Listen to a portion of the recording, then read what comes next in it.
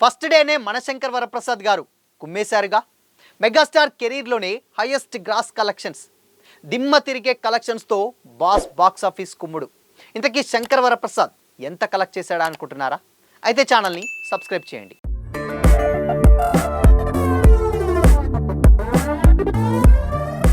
Hi hello, welcome to Disha TV. Megastar Chiranjeevi act చేసిన latest movie Manashankar Varaprasad గారు సోమవారం అంటే జనవరి 12న థియేటర్లో గ్రాండ్గా రిలీజ్ అయ్యి ఫస్ట్ డే షో నుంచెల్లే బాక్స్ ఆఫీస్ను షేక్ చేస్తుంది.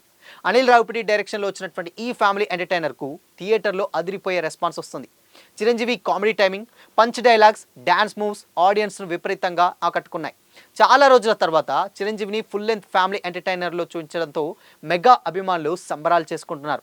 ఫస్ట్ షో నుంచే హౌస్ఫుల్ బోర్డులు పెడుతుండగా ఫెస్టివల్ సీజన్కు తగ్గట్టు సినిమా థియేటర్లో పండగ వాతావరణాన్ని తీసుకొచ్చింది. ఈ మూవీలో చిరంజీవి పక్కన నయనతార హీరోయిన్గా యాక్ట్ చేస్తుండగా విక్టరీ వెంకటేష్ చేసినటువంటి ఇంపార్టెంట్ క్యారెక్టర్ చాలా బాగా నచ్చింది. క్యాథరిన్ తెరిసా అండ్ జరీనా వాహబ్, హర్షవర్ధన్ రాణే, ఇక అభినవ్ గోమటం లాంటి యాక్టర్స్ కూడా ఒక మెయిన్ క్యారెక్టర్స్ ప్లే చేశారు. భీమ్ సిస్రోలియో అందించినటువంటి మ్యూజిక్ సినిమాకు మరో పెద్ద బలంగా నిలిచింది. Shine screen gold box entertainment బ్యానర్లతో సాహు గరపాటి అండ్ సుస్మిత కొనిదల ఈ సినిమాని ప్రొడ్యూస్ చేశారు. సినిమా రిలీజ్ అయిన రోజే బాక్స్ ఆఫీస్ వద్ద సునామీలా దూసుకెళ్లింది. ప్రీమియర్లు మరియు ఫస్ట్ డే కలెక్షన్స్ కలిపి వరల్డ్ వైడ్గా 84 కోట్లకు పైగా గ్రాస్ సాధించినట్లు మేకర్స్ అఫీషియల్గా అనౌన్స్ చేశారు. ఈ వసూలతో చిరంజీవి కెరీర్లోనే హైయెస్ట్ ఓపెనింగ్గా మనశంకర్ వరప్రసాద్ గారు కొత్త రికార్డు నెలకొల్పింది. ఈ విషయాన్ని తెలియజేస్తూ ప్రత్యేక పోస్టర్ను రిలీజ్ చేసినటువంటి మేకర్స్ ట్విట్టర్ వేదికగా చేసినటువంటి పోస్ట్ ఇప్పుడు మెగా ఫ్యాన్స్లో జోష్ నింపింది. ప్రపంచవ్యాప్తంగా all time record openings Manashankar Varaprasad గారు సంచలనం అంటూ చేసినటువంటి ట్వీట్ ఇప్పుడు సోషల్ మీడియాలో వైరల్గా మారింది. థియేటర్లో హౌస్ఫుల్ బోర్డులు, సోషల్ మీడియాలో మెగా మేనియా స్పష్టంగా కనిపిస్తుంది. Chiranjeevi star power, Anil Ravipudi mark entertainment, Sankranti festival season కలిపి సినిమాకు ఈ స్థాయి ఓపెనింగ్స్ తీసుకొచ్చాయని కూడా ట్రేడ్ వర్గాలు అభిప్రాయపడుతున్నారు. ముఖ్యంగా ఫ్యామిలీ ఆడియన్స్ సినిమా చూసి తెగ ఎంజాయ్ చేస్తున్నారు. కామెడీ సీన్లకు థియేటర్లో నవ్వుల పర్వం కొనసాగుతూనే ఉంది. ఇక కథ విషయానికి వస్తే శంకర్ వరప్రసాద్ గారు ఒక ఎన్ఐఏ ఏజెంట్, కేంద్ర మంత్రి శర్మకు సెక్యూరిటీ ఆఫీసర్గా పనిచేస్తుంటారు. కొన్ని అనుకోని కారణాల వల్ల శంకర్ అతని భార్య శశిరేఖ విడిపోతారు. పిల్లలకు దూరంగా ఉన్నటువంటి శంకర్ను వారి దగ్గరకు చేర్చాలన్నటువంటి ప్రయత్నంలో కేంద్ర మంత్రి అతన్ని బోర్డింగ్ స్కూల్లో పీఈటీగా జాయిన్ చేస్తారనమాట. అక్కడి నుంచి కథ అండ్ ఎమోషన్, కామెడీ మేళాంతో అన్నీ కలిపి ఇంట్రెస్టింగ్గా సాగుతుంది. ఇక శంకర్ తన పిల్లలకు దగ్గరయ్యాడా లేదంటే భార్యాభర్తలు మళ్ళీ కలిసారా అని తెలుసుకోవాలంటే డెఫినెట్గా సినిమా చూడాల్సిందే. మొత్తానికి చిరంజీవి స్టైల్ ఫ్యామిలీ ఎంటర్టైనర్గా మనశంకర్ వరప్రసాద్ గారు ఆడియన్స్ను కంప్లీట్గా అలరిస్తూ బాక్స్ ఆఫీస్ వద్ద సంచలన రికార్డులు సృష్టిస్తూ దూసుకెళ్తుంది. సో ఇక ఇందులో ఈ సినిమాలో మెయిన్గా చూస్తే డెఫినెట్గా Venky cameo. So Venky cameo వస్తున్నప్పుడు సినిమా ఉన్నట్టు చూసేటువంటి ఆడియన్స్ అందరూ కూడా చప్పట్లతోటి, విజిల్స్ తోటి మారుమోగిపోతున్నాయి థియేటర్లు అన్నీ కూడా. ఎందుకంటే వీళ్ళిద్దరు కలిసి ఎప్పుడు కూడా యాక్ట్ చేయలేదు. బట్ బయట ఆఫ్ స్క్రీన్ చాలా మంచి ఫ్రెండ్షిప్ ఉంటుంది, కానీ ఆన్ స్క్రీన్ మీద ఎక్కువగా కనపడరు. ఎప్పుడైతే వెంకీ వస్తారో సో ఆ టైం నుంచి వెళ్ళి ఒక రేంజ్లో అప్లాజ్ వస్తుంది థియేటర్లో అని కూడా సోషల్ మీడియాలో కమెంట్లు పడుతున్నాయి.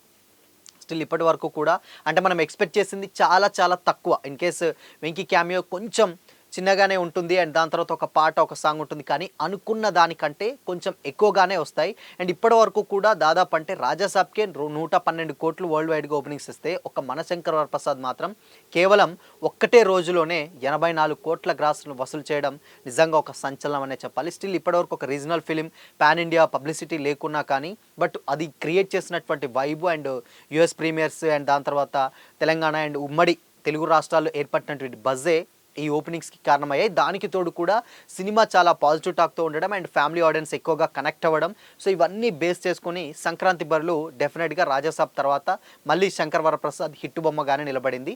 ఇక రానున్నటువంటి అంటే 2-3 సినిమాలు ఉన్నాయి, అటు భర్తమాశయాలకు విజ్ఞప్తి అండ్ దాని తర్వాత అనగానే ఒక రాజు, దాని తర్వాత నారి నారి నడుమమురారి. సో రిలీజ్ అయినటువంటి 2 సినిమాలు కూడా మంచి టాక్ తోటే దూసుకెళ్తున్నాయి. అండ్ కలెక్షన్స్ పరంగా కూడా రాజాసాబ్ మంచి ఓపెనింగ్స్ రాబట్టింది. కలెక్షన్స్ ఇన్ఫ్యాక్ట్ ట్రిమ్ చేసిన తర్వాత కొత్త వర్షన్, న్యూ వర్షన్ వచ్చిన తర్వాత కూడా రాజాసాబ్ ఇదేదో ముందే చేస్తుంటే బాగుండేది కదా, బాగుంది అని కూడా మంచి అప్లాజ్ వచ్చింది. ఇక ఎంఎస్జీ కూడా మంచి పాజిటివ్ టాక్ వచ్చింది. ఇక భర్తమాశయాలకు విజ్ఞప్తి అనేది మరికొద్ది గంటల్లో అయితే దానికి సంబంధించినటువంటి రివ్యూ అయితే రావడం జరుగుతుంది అనమాట. సో ఎలా ఉంది ఏంటి అని కంప్లీట్గా ఇప్పుడు వచ్చినటువంటి అన్ని సినిమాలు కూడా ఫ్యామిలీ ఆడియన్స్ని టార్గెట్ చేస్తూనే వచ్చినాయి. బట్ వచ్చిన సినిమా వచ్చినట్టే ప్రతి ఒక్కరిని ఫ్యామిలీ ఆడియన్స్కి కనెక్ట్ అవుతుంది. సో మరి వీటన్నిటిలో కూడా డెఫినెట్గా సినిమా ఏది సంక్రాంతి విన్నర్ అని తెలియాలంటే మాత్రం డెఫినెట్గా ఇంకొక 3 సినిమాల రిజల్ట్స్ వచ్చిన తర్వాతనే తెలుస్తుంది. బట్ ఏదేమైనప్పటికీ మనశంకర్ వరప్రసాద్ అండ్ రాజాసాబ్కి పెద్ద బజ్ ఉంది కాబట్టి సో ఆ 2 సినిమాలకు కూడా పాజిటివ్ టాక్ వస్తే ఇన్ కేస్ ఇవే ఉంటాయి.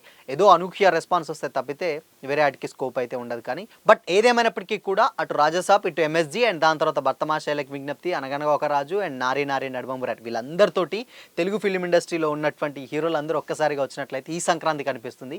సో ఇప్పుడు థియేటర్ల దగ్గర చూసినా ఎక్కడ చూసినా కానీ పండగ వాతావరణం కనిపిస్తుంది కాబట్టి ఓవరాల్గా అన్నీ కూడా ఫ్యామిలీ ఆడియన్స్ని బేస్ చేసుకొని వాళ్ళకి నచ్చే విధంగానే వస్తున్నాయి. సో చూడాలి మరి ఇంకో 3 సినిమాలు కనుక రిలీజ్ అయితే ఈ సంక్రాంతికి విన్నర్ అనేది తేలిపోతుంది అనమాట. సో మరి ఈ 2 సినిమాలు చూసారా? చూస్తే మీకు ఏ సినిమా నచ్చింది? మీ ఒపీనియన్ని కామెంట్ చేసి చెప్పండి. అలాగే ఇలాంటి మరిన్ని అప్డేట్స్ కోసం ఛానల్ని లైక్ చేయండి, షేర్ చేయండి, సబ్స్క్రైబ్ చేయండి.